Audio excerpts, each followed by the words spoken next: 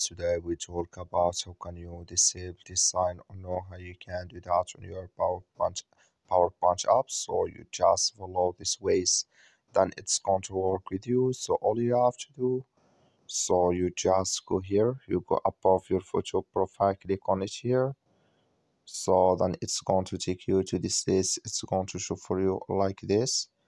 Then all you have to do now, so you just click here on settings here, you just click on it here. So then it's going to take you to this list. It's going to show for you like this. You click here on push notifications here, you just click on it here. So then it's going to take you to this list. Click here on notification categories down here. So then you come here to someone shares with me, you click in this sign or this color, like you see color, it's gone. That means someone shares with me, notifications disabled with us now. That's all you have to do. That's all. Thank you for watching.